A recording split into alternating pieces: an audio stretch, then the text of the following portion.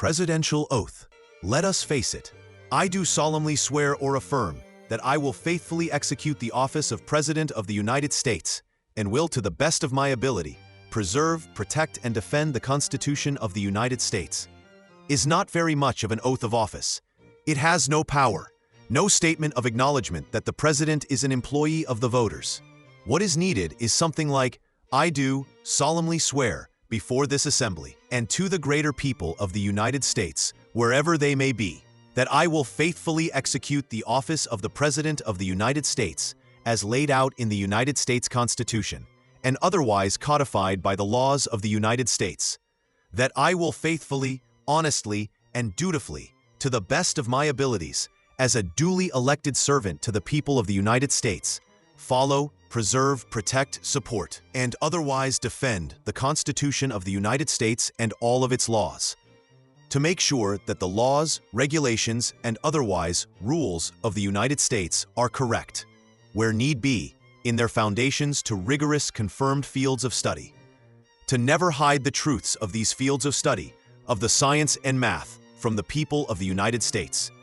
I shall see that all laws of the United States, its states and territories, are properly fulfilled to the benefit of all its people, equally and fairly, treating no one greater or worse than another.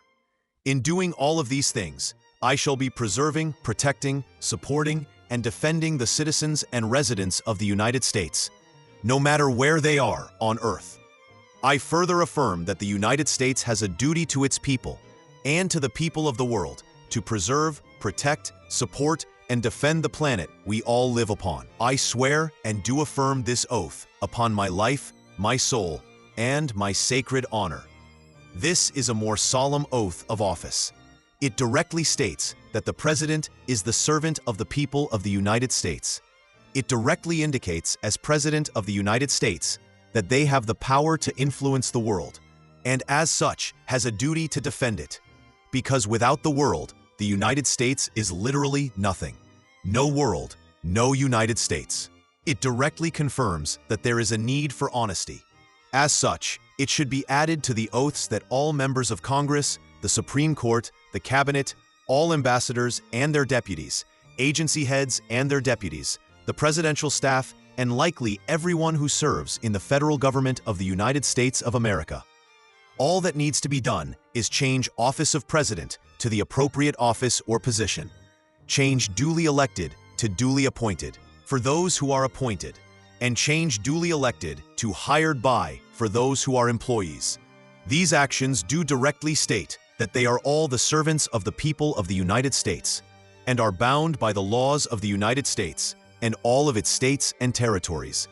Think of what the difference would be if they were constitutionally required to do what the oath says.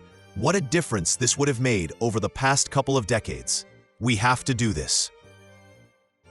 President Dwight D. Eisenhower. A people that values its privileges above its principles soon loses both. Inaugural Address, Washington, D.C., January 20th, 1953. A sound nation is built of individuals sound in body and mind and spirit. Government dares not ignore the individual citizen. Rally in the public square, Cleveland, Ohio, October 1st, 1956.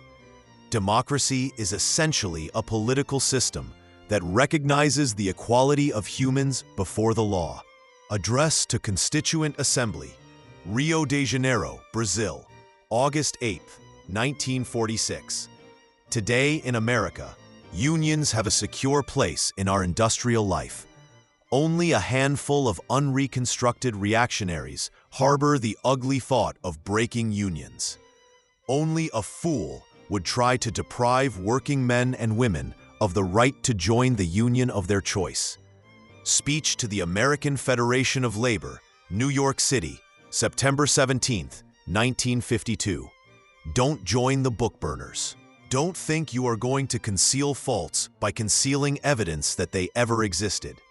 Don't be afraid to go in your library and read every book, as long as that document does not offend our own ideas of decency. That should be the only censorship. Dartmouth College commencement exercises, Hanover, New Hampshire, June 14, 1953. In the long perspective of history, the right to vote has been one of the strongest pillars of a free society. Our first duty is to protect this right against all encroachment. State of the Union Message, Washington, D.C., January 7, 1960.